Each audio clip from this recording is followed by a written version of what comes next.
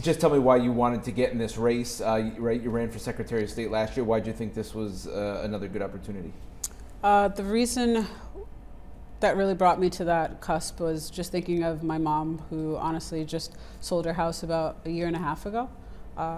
We just had her birthday. She's of retirement age. She's been of retirement age for a little bit now, and selling her home was one of those great joys of a reward, since we're all moving towards empty nesting, and being able to afford a house has become an issue for her, right? So you sell your house and you think that you've made a nice surplus there, and then you try to go and buy a house to downsize, and then you realize everything is kind of out of reach. And then you're of the retirement age, and you're thinking that this is the time to kind of settle in, and you're realizing that that's actually not for you. And so what does that look like in the future? The ambiguity of it all is very concerning and scary. And so I think of my mom, and I think of my aunt as well, when it comes to the cost of medication, to be able to kind of afford that. Fortunately for her, she had a condo already, and she was an empty nester for some time. But the cost of medication as well is way too high, and that eats up a lot of her income. And so those are the things that I think of. I think of my immediate family and so many other people that I've met while talking about my run for Secretary of State, who were bringing up concerns that were not related to that office. And I would say that's not what that office does. But I see that I'm not someone that's unique in that situation. And a lot of folks are kind of struggling in that same regards from just conversation with regular people. Right, so there's a lot of Democrats in the race. I'm guessing a lot of their views on things are probably similar, but I'll just ask, would you support an assault weapons ban? I would. Okay. Any restrictions on abortion access? I think pro-choice is the clear and only definitive way to go. Every woman should have the right to be able to make a decision with her and her health care provider, and that's a private decision. That should not be something that the government or anyone else should have any say in. The war in Ukraine, would you support continuing both military and financial assistance? I think that that's necessary in order to secure our borders. If we're not careful, what that does is Russia ends up taking over Ukraine, and by essence will likely end up going into other nations. And so if we don't put a stop to it from the onset, then now we're actually risking our allies. On immigration and the U.S. border, I know Republicans, that's a big issue for them. Do you think anything needs to change in terms of U.S. immigration and border policy? I think what's happened here is a culmination of one side not wanting to resolve the problem, and after a while that bottles up, and now you have the situation that we have at the border crisis. And so I'm hoping that we can have a conversation on how we resolve that and actually get to work and get things done. What do you think of the Republicans who are now in control of the House of Representatives? I think it's a combination of personalities.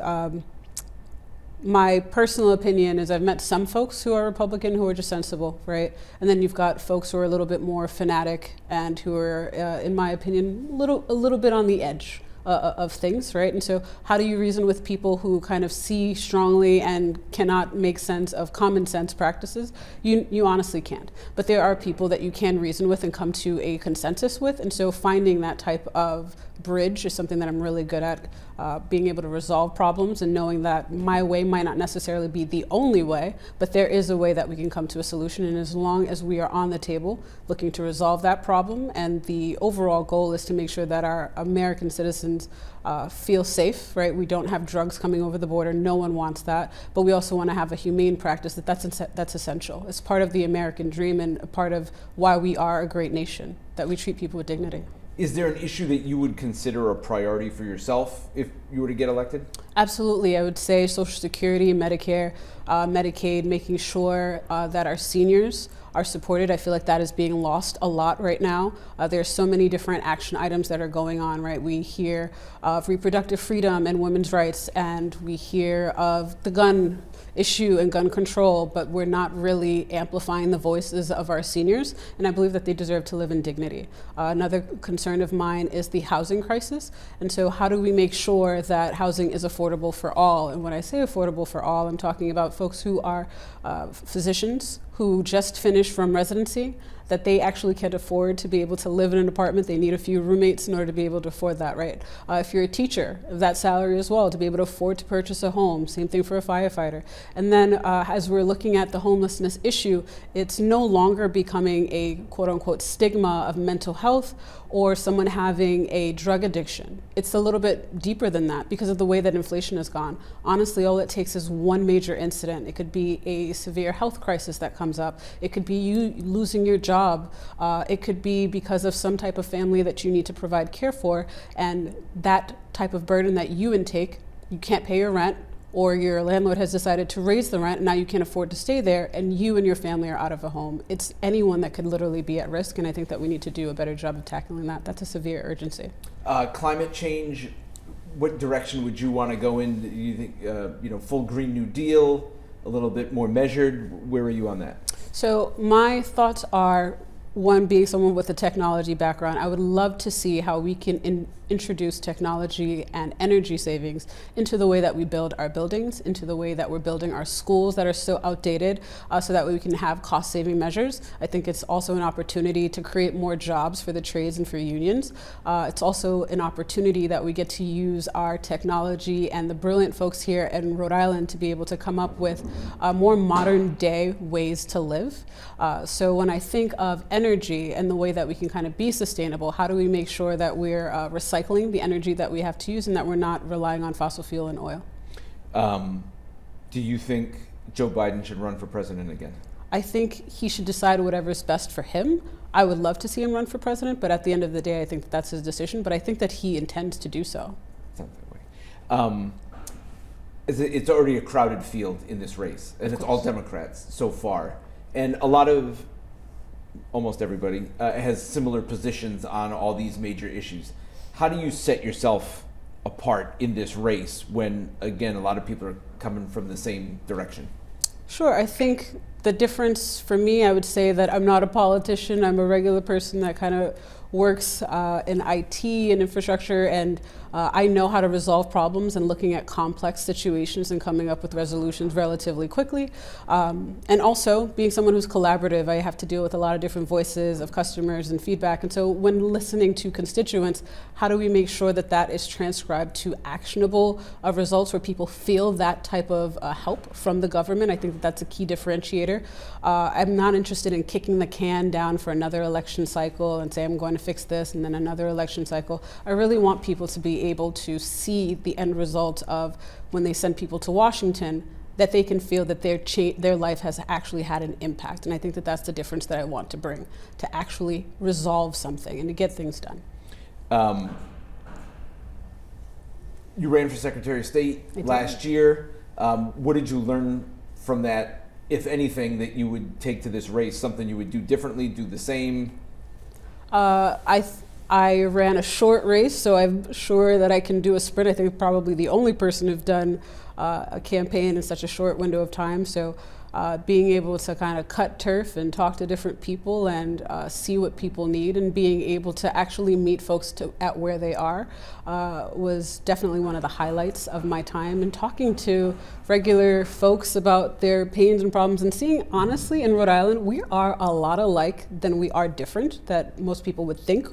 But we have so much of the same shared values. We all want to be able to live in the comforts of our home, have a good job, be healthy, and have happiness, and however we define that. And I saw a lot of really uniformity across Rhode Island, and how big we are. Even though I thought it was such a small state, we really are big.